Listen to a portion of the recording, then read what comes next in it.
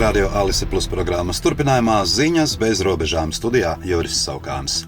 Eiropas Savienība aicina izvairīties no eskalācijas Venecuēlas krīzes risināšanā, kā arī visas iesaistītās puses ievērot mieru un savaldību. Šādu paziņojumu atbalstījušas visas Eiropas Savienības dalību valstis, izņemot Ungāriju. Venecuēlas augstākā tiesa apstiprinājusi par pagaidu valsts prezidenti līdzinējo viceprezidenti Delsiju Rodrigesu. Šādu lēmumu atbalstījusi arī Venecuēlas armija. Savukārt ASV valsts sekretārs Marko Rubio paziņoja, ka Vašingtona ir gatava sadarboties ar Rodrigesu un pārējiem Venecuēlas līderiem, uzsverot, ka Amerikas Savienotās valstis viņus vērtēs pēc darbiem, nevis pēc publiskajiem izteikumiem. ASV prezidents Donalds Trumps jau piedraudēja arī Kolumbijai. To apsūdz kokaīna kontrabandā uz ASV. Trumps neizslēdza iespēju, ka Vašingtona varētu veikt militāru operāciju arī pret Kolumbiju.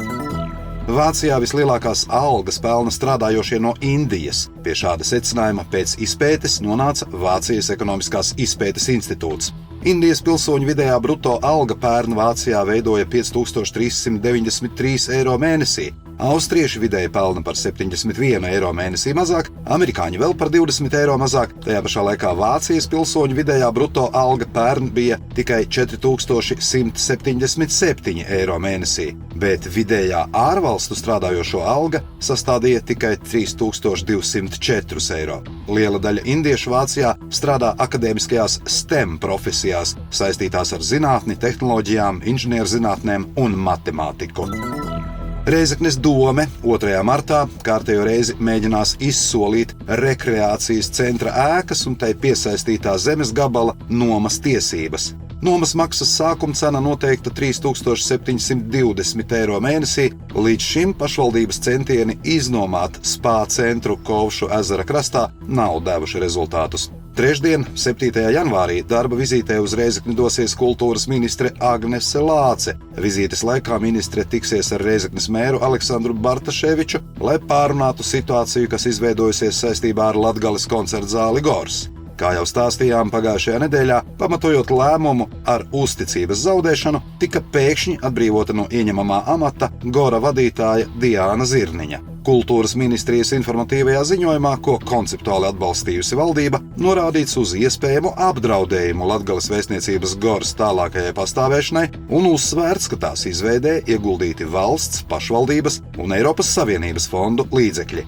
Austrumlatvijas koncertzāles apgrozījums 2024. gadā bija nepilni 900 000 eiro. Salīdzinājumam, Daugavpils pašvaldības iestādes vienības nams budžets šogad ir nepilni 2,5 miljoni eiro. Vienības nams arī šogad turpinās īstenot valsts un pašvaldības kultūra politiku, nodrošinot daudzveidīgu kultūras pasākumu programmu, profesionālās kultūras norises, nemateriālā kultūras mantojuma saglabāšanu un pārmantošanu, kā arī pašvaldības profesionālo un amatiermākslas kolektīvu darbību. Vienības nama darbības prioritātes šogad ir metodiskā kultūras centra funkciju stiprināšana, sadarbības veicināšana ar pašvaldības, valsts un starptautiskajām organizācijām, kā arī kvalitatīva un daudzpusīga kultūras satura nodrošināšana un pieredzes apmaiņas iespēju veidošana kultūras nozares darbinieku profesionālās kapacitātes stiprināšanai.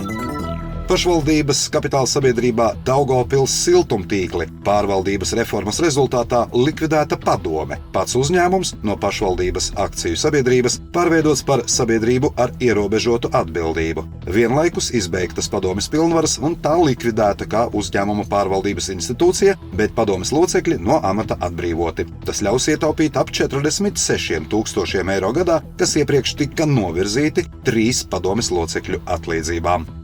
Studijā bija Juris Saukāns, par ziņu bez robežām satura atbildes Alise Plus. Projektu finansē Mediju atbalsta fonds no Latvijas valsts budžeta līdzekļiem.